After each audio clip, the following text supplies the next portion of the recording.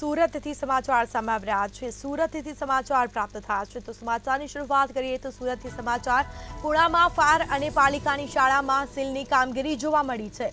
Fire NOC હોવા છતાં પણ ખાનગી શાળાઓ સીલ કર્યાના આક્ષેપો કરવામાં આવ્યા, જેમાં ખાનગી શાળા સંચાલક મંડળ દ્વારા વિરોધ કરવામાં આવ્યો છે। પુણા ગામમાં અનેક ખાનગી શાળાઓને સીલ કરવામાં આવી છે। વિદ્યાર્થીઓના ભવિષ્યને લઈને શાળા સંચાલક મંડળનો વિરોધ, તો શાળા સંચાલકના મંડળો દ્વારા વિરોધ કરવામાં આવ્યો। તમામ શાળાઓને સમય આપવા માંગ કરવામાં આવી છે, તો શાળાઓ હાઈકોર્ટમાં જઈ સીલ હટાવવાની માંગ કરશે।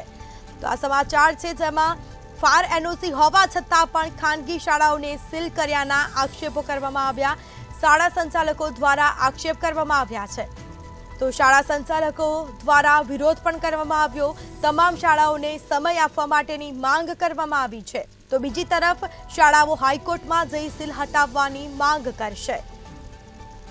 તો ફાયર એનઓસી હોવા છતાં પણ ખાનગી શાળાઓને સીલ કર્યાનો આક્ષેપ કરવામાં આવ્યો છે, તો ખાનગી શાળા સંચાલક મંડળ દ્વારા વિરોધ પણ કરવામાં આવ્યો। પુણામાં ફાયર અને પાલિકાની શાળામાં સીલની કામગીરી કરવામાં આવી છે, તો ફાયર એનઓસી હોવા છતાં પણ ખાનગી શાળાઓને સીલ કર્યાના આક્ષેપો કરવામાં આવ્યા છે। તો અત્યાર સુધી એક પણ જગ્યાએ તપાસ કરવામાં આવી ન હતી, પરંતુ રાજકોટમાં જે ઘટના બની અને તે બાદ તંત્ર સફાળું જાગ્યું છે અને જોયા જાણ્યા વગર જ સીલની કામગીરી છે તે હાથ ધરવામાં આવી છે। શાળા સંચાલક મહામંડળના ઉપાધ્યક્ષ અને સુરત શહેર શાળા સંચાલક મંડળના મંત્રી તરીકે હાલ સેવા આપું છું। કામગીરી કરવામાં આવી છે પાલિકા અને ફાયર દ્વારા, કઈ રીતે? હવે ખાસ તો રાજકોટમાં જે દુર્ઘટના ઘટ્યા પછી એના આફ્ટર શોકમાં સુરત મ્યુનિસિપલ કોર્પોરેશન દ્વારા લગભગ તમામ જે મનોરંજનના જે કંઈ પ્રકલ્પો હોય કે મોલ હોય કે મેળાઓ હોય કે ગેમ ઝોન હોય કે જે કંઈ હોય ત્યાં કાર્યવાહી કરવામાં આવેલી છે। પણ શાળાઓ કે જે સતત ફાયર સેફ્ટીની ચિંતા કરે છે, બીયુ પરમિશન માટે ચિંતા કરે છે, કે જે કંઈ સરકારના આદેશો છે કે સરકારની કામગીરી છે એમાં 100% સહયોગ આપે છે, આવી જે સમાજની સાથે રહીને કામ કરતી સંસ્થા એને કોઈ પણ આગોતરી જાણકારી આપ્યા વગર કે કોઈ પણ પૂર્વ નોટિસ વગર એ શાળાઓ બંધ કરવા, સીલ મારવાની જે કાર્ય રાજકોટમાં જે આગકાંડ બન્યું છે તેને લઈને સુરત મહાનગરપાલિકા તેમજ ફાયર વિભાગ મોડે જાગ્યું છે। કહી શકાય કે ઘોડા છૂટ્યા બાદ તબેલાને તાળા મારવા જેવો ઘાટ સુરતમાં સર્જાયો છે। જે પ્રકારની આખી કામગીરી છે સુરત મહાનગરપાલિકા અને ફાયર વિભાગ દ્વારા જે કરવામાં આવી છે તેમાં જોઈ શકાય છે જે પ્રકારે સુરતની અંદર રહેલી જે વિવિધ જે મિલકતો છે તેમને સીલ મારવાની કામગીરી હાથ ધરવામાં આવી છે। ક્યાંય એનઓસી તો ક્યાંય ગેરકાયદેસર બાંધકામ, તે પ્રકારની માહિતીઓ આપી અને સીલિંગની કામગીરી શરૂ કરવામાં આવી છે। પરંતુ જે પ્રકારે સુરતના પુણા વિસ્તારમાં જે શાળાઓ છે તેમને સીલ મારવામાં ની કામગીરી જે છે તે કરવામાં આવી હતી, તેમાં ચોક્કસપણે કહી શકાય કે જે પ્રકારે સીલિંગની કામગીરી કરવામાં આવી હતી તેમાં ફાયર એનઓસી હોવા છતાં જે પ્રકારે ગેરકાયદેસર મિલકતની આખી વાત દર્શાવી અને આ સીલ મારવાની કામગીરી હાથ ધરવામાં છે। મહત્વનું કહી શકાય કે જે પ્રકારે વિદ્યાર્થીઓનું ભાવિ જે છે તે હાલ ધરતાલ કહી શકાય, કારણ કે થોડા જ સમયમાં વેકેશનો ખુલશે। શાળા સંચાલક મંડળ છે એમની સાથે વાત કરીશું, જે પ્રકારની સીલ મારવાની કામગીરી કરવામાં આવી છે કઈ રીતે? અહીંયા આજે સુરત શહેરના પુણા ગામ ખાતે પુણા ગામના શાળા સંચાલક મંડળના તમામ પ્રતિનિધિઓ હાજર છે। આજે અહીંયા પુણા ગામની શાળાઓમાં જે સીલિંગની કાર્યવાહી મહાનગરપાલિકા દ્વારા કોઈ પણ પ્રકારની ઇવેક્યુએશન નોટિસ કે મ્યુનિસિપલ કમિશનરના હુકમ વગર જે કરવામાં આવી છે સંપૂર્ણપણે ગેરકાયદેસર છે। માત્ર ને માત્ર આ જાડી ચામડીના આઈએએસ અને આઈપીએસ અધિકારીઓ પોતાની ચામડી બચાવવા માટે અને પોતે હાઈકોર્ટમાં સારો રિપોર્ટ કરી શકે એટલા માટે થઈને જે સંપૂર્ણપણે કાયદાથી સુરક્ષિત છે અને કાયદાથી માન્ય હોય એવી શાળાઓને પણ સીલ કરવાની જે પ્રવૃત્તિ કરવામાં આવી છે, આને અમે હાઈકોર્ટમાં પડકારવાના છીએ। અને સાથે સાથે સરકારને એ પણ કહેવાનું છે કે જ્યાં સુધી આ પુણા ગામની તમામ શાળાઓ એક સાથે સીલ નહીં ખોલવામાં આવે ત્યાં સુધી પુણા ગામની તમામ શાળાઓ અનિશ્ચિત મુદત માટે બંધ કરવામાં આવે છે।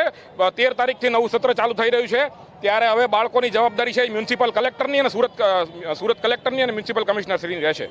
ખાસ કરીને કારણ દર્શાવતા હોય છે, શું કારણ ખાસ દર્શાવવામાં આવે શાળાઓ? જ્યારે ગુજરાત સરકાર દ્વારા ઇમ્પેક્ટ ફીનો કાયદો લાવવામાં આવ્યો છે ત્યારે ઇમ્પેક્ટ ફીની અરજી પેન્ડિંગ હોય, કોઈ પણ પ્રકારની મિલકતને ગેરકાયદેસર ગણી શકાય નહીં, તેમ છતાં આ જાડી ચામડીના અધિકારીઓ આ મિલકતોને અત્યારે ગેરકાયદેસર કહી અને એનો પણ લેખિત આદેશ લીધા વગર, કોઈ પણ પ્રકારની લેખિત સૂચના આપ્યા વગર માત્ર ને માત્ર મૌખિક સૂચના પોલીસના બળોના આધારે આ શાળાઓને સીલ કરી છે, એ ગેરકાયદેસર કૃત્ય છે અને એમાં હાઈકોર્ટમાં પણ પડકારીશું। આપ જણાવો કઈ રીતે જુઓ છો, ખાસ કરીને કેવો વિરોધ? શાળા સીલિંગ કરવાની કામગીરી હાથ ધરવામાં આવી રહી છે, કઈ રીતે? આ તદ્દન ખોટું જ છે। જે સીલ મારી દીધા છે કોઈ જાણ કર્યા વગર, કોઈ સંચાલકને ખબર જ નથી, રાતે 8 વાગે પણ મારી દે સીલ. તો તમે જાણ તો કરો કે શેના માટે મારવાનું છે, કે આ તમારી પાસે આ વસ્તુ ડોક્યુમેન્ટ નથી, કે આ તે 15 દિવસની મુદત આપો. 15 દિવસની મુદત આપે તો કંઈ વસ્તુ અમે ભેગી કરીને કમ્પ્લેટ એને રજૂ કરી શકીએ. આ તો સીધું જ એલસી ને આંતેન ને બધું કઈ રીતે મેનેજ કરી શકશે? આપ જણાવો કઈ રીતે? આમાં મુખ્ય તો છોકરા જે અટકાશે કે 12મા ધોરણની હાલમાં કોલેજમાં પ્રવેશ કાર્ય ચાલુ છે, નવા એડમિશન ચાલતા હોય, નમો લક્ષ્મી યોજનાનું કામ ચાલે છે, આ બધું કાર્ય હાલમાં ઠપ થશે. વિદ્યાર્થીઓ અટકાશે ને વિદ્યાર્થીનું આ બાબતમાં અહિત થશે 100%. આપ જણાવો, વર્ષો જૂની શાળાઓ છે ત્યારે સીલિંગની કામગીરી હાથ ધરવામાં આવી છે, કઈ રીતે આ મોડે તંત્ર?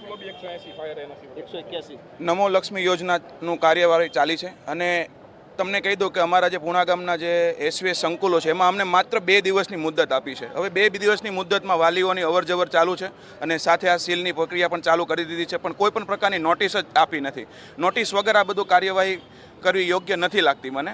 બીજી વાત એ છે કે ધોરણ 10ના રિઝલ્ટ આવી ગયા છે, 12 કોમર્સના વિદ્યાર્થીઓ આવે છે, શાળાની અંદર વાલીનો અવરજવર ખૂબ વધારે હોય છે અને શાળાઓ 20-25 વર્ષથી જૂની ચાલે છે, સ્થિત છે. અમારી પાસે ફાયર એનઓસી છે, કોઈ પણ પ્રકારની નોટિસ નથી, જે અમને યોગ્ય જણાતું નથી. એટલે સંચાલક મિત્રો અમે રજૂઆત કરીએ છીએ કે પહેલાં નોટિસ આપો, ત્યારબાદ અમે આપને ડોક્યુમેન્ટ રજૂ કરીએ, ત્યારબાદ તમે આ બધી કાર્યવાહી કરી શકો છો, જે અત્યારે તો હાલ યોગ્ય ગણાતું નથી.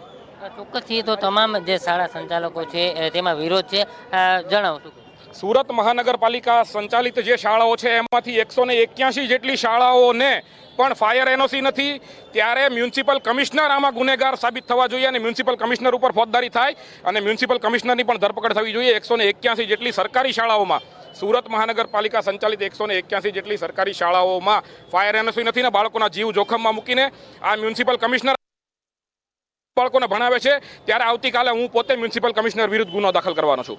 ચોક્કસથી કમિશનર, મનપા કમિશનર અને કલેક્ટર પોતાનું પદ બચાવવા માટે થઈને આ પ્રકારની કામગીરી કરાવતા હોય તેવા આક્ષેપો થઈ રહ્યા છે. અને ખાસ કરીને સુરત શહેરની વાત કરીએ તો અનેક પ્રાથમિક શાળાઓ જે છે તેમાં ફાયર એનઓસી નથી, ફાયર સેફ્ટીના સાધનો પણ નથી, તેવું પણ સ્પષ્ટ સામે આવ્યું છે. ત્યારે ખાનગી શાળા સંચાલકો છે તેમાં સ્પષ્ટ વિરોધ જોવા મળી રહ્યો છે, કારણ કે તમામ પાસે ફાયર એનઓસી છે અને તમામ પાસે ફાયર એનઓસી હોવા છતાં પણ વિવિધ કારણો દર્શાવી અને શાળાને સીલ મારવામાં આવી છે. આ સીલ માર્યા બાદ જે પ્રકારે બાળકોના ભવિષ્યનું શું પણ એ પણ એક મોટો પ્રશ્ન છે. ત્યારે જે પ્રકારે જોવાનું રહે છે આગામી સમયમાં કઈ રીતની કામગીરી થાય છે અને કઈ રીતે આ લોકોને ન્યાય મળે છે.